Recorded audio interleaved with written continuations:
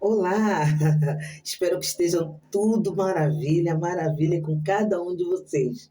Nós vamos falar aqui do Evangelho de João, o capítulo 2. E sim, aquele casamento de Caná da Galiléia, onde Jesus foi convidado, a mamãe, né, Maria e todos os seus discípulos. Veja, no versículo do 6 até o 8, fala-se que quando Maria percebeu, né, que Jesus tinha que ter ali uma participação peculiar no evento que não era nada a ver com eles, era um casamento. Mas a gente percebe que já era um propósito de Deus.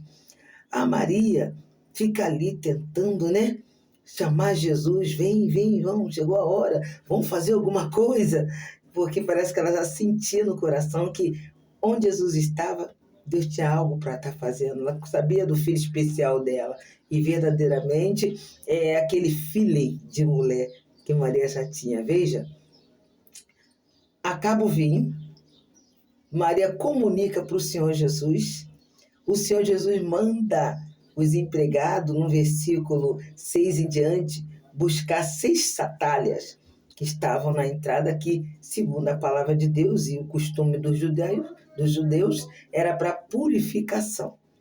E aí, Jesus manda trazer as talhas, eram 6. Quando ele pega as talhas, faz aquela transição da água para o vinho, e aí eu penso que os empregados estavam assustados com aquela experiência estranha, aquele comportamento estranho, aquela, né, função de que ele vai fazer com essas talhas, porque não era a função que as talhas estavam trazendo uma precisão ali para Jesus, mas Jesus não queria saber, né?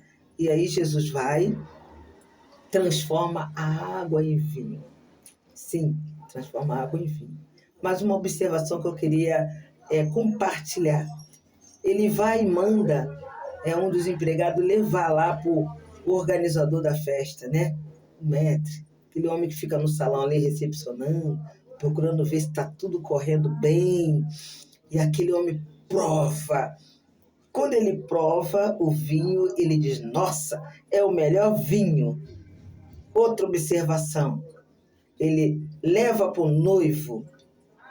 Aí a Bíblia fala no versículo 9: não sabendo eles da onde foi tirada aquela água. Sim, só os empregados sabiam, porque se eles fossem comunicar da onde foi tirado, eles iam ficar com nojinho.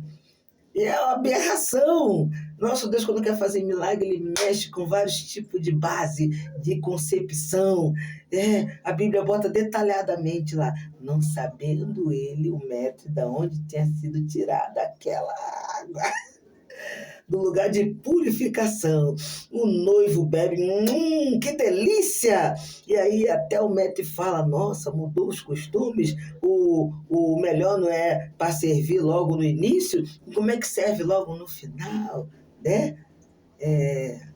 Mas é assim que Deus faz, transforma tudo em vinho. Mas não é só isso que eu quero falar com vocês. No versículo 11, a Bíblia fala assim, ó, palavra do Pai, e creram os seus discípulos nele. Como assim? Como assim os discípulos creram? Não criam? Então, tem momento que nós temos que fazer umas coisas bem fora, né, do nosso costume, e é assim a aplicação de Deus na vida de Jesus, e foi um ato discrepante que Jesus fez, né? E se os discípulos também, vindo ali, da onde foi tirado aquela água, ficariam também com nojinho, escandalizados, porque várias vezes se escandalizaram com Jesus. Então a Bíblia fala que eles também provaram do vinho, mas do vinho do milagre. Não foi só no casamento. Foi se transformando um vinho novo, uma purificação na mente dos discípulos, que começaram a entender como Deus trabalhava com Jesus e que também ia trabalhar neles. Se alguém não está entendendo o que está acontecendo na tua vida, só viva. Viva o milagre, seja o milagre, porque Deus faz coisa discrepante. Ele não faz o que alguém espera. Os funcionários lá da festa se converteram, receberam um renovo, né? E os discípulos também entenderam que Deus é capaz de fazer na vida de uma pessoa que está diante de uma obediência.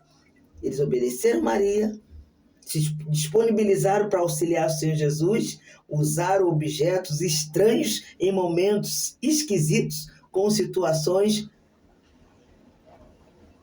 improváveis. E aí Deus operou o milagre. Viva! Viva! Porque milagre não se explica, se vive e se espalha. Os discípulos creram. Versículo 11 do capítulo 2 de João, o Evangelho. Quer dizer que eles estavam sempre assim, ó. E Deus mostrando para eles o que acontece quando alguém se deixa ser usado por Deus. Vamos viver de milagre? O maior milagre é você ser o que Deus quer, fazer o que Deus mandou e deixar Ele te levar num caminho de improvável.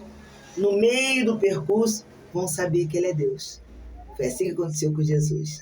A bênção não foi só para o casal, a bênção foi para todos. Um abraço, seja discrepante com o seu Deus e vamos que vamos.